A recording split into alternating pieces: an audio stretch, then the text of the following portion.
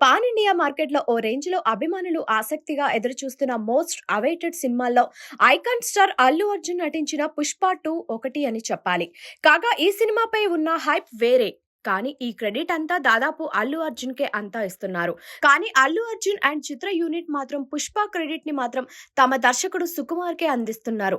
సుకుమార్ లేనిదే నేను లేను, 'పుష్ప' కూడా లేదు అని బన్నీ పార్ట్ 1 సక్సెస్ మీట్‌లోనే చెప్పి ఎమోషనల్ అయ్యాడు. 'పుష్ప' అనే రోల్‌ని క్రియేట్ చేసింది సుకుమార్. తన విజన్‌తో Allu Arjun pan India image check చేసుకుని సక్సెస్ అయ్యాడు. అయితే 'పుష్ప' పార్ట్ 1 బిగ్ హిట్ అయ్యేసరికి పార్ట్ 2 విషయంలో మాత్రం సుకుమార్‌పై ఒత్తిడి పడింది. దీంతో ఎలాగైనా పార్ట్ 2ని మరింత స్ట్రాంగ్‌గా, గ్రాండ్‌గా తీయాలని ఫిక్స్ చేసి అనుకున్నట్టుగానే ట్రైలర్‌తో 'పుష్ప 2' అంటే ఏంటో చూపించారు సుకుమార్. సరే ఇదంతా బాగానే ఉంది.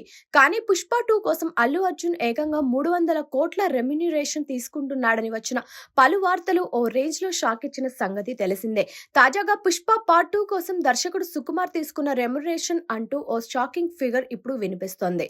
ఈ సినిమాకి సుకుమార్ చార్జ్ చేసింది అక్షరాల 150 కోట్లకు పైమాటే అని కూడా గాసిప్స్ వినిపిస్తున్నాయి. ఇది మాత్రమే కాకుండా 'పుష్ప 2'కి వచ్చే లాభాల్లోనూ సుకుమార్ వాటాదారుగా ఉన్నారు. దీనితో అదొక ప్లస్ అని చెప్పాలి. ఈ ఒక్క సినిమాకే 150 కోట్ల రెమ్యునరేషన్ అంటే మామూలు విషయం కాదని చెప్పాలి. కాగా 'పుష్ప పార్ట్ 1'కి సుకుమార్ నిర్మాణంలో చేయి వేయలేదు, కానీ పార్ట్ 2కి మాత్రం మైత్రి మూవీ మేకర్స్ తో కలిసి సినిమా నిర్మాణంలో భాగస్వామ్యం అయ్యారు. సో ఒకవేళ లాభాలు వస్తే అది తనకి మరింత ప్రాఫిట్స్ అని చెప్పాలి. మొత్తానికి మాత్రం సుకుమార్ 'పుష్ప 2' కోసం ఊహించని మొత్తాన్నే పారితోషికం తీసుకుంటున్నారని చెప్పాలి. ఇక ఈ బిగ్గెస్ట్ సీక్వెల్ కి సుకుమార్ పార్ట్ 3ని కూడా ప్లాన్ చేస్తుండగా ఇది కొంచెం ఆలస్యంగా మొదలయ్యే అవకాశాలు కనిపిస్తున్నాయి.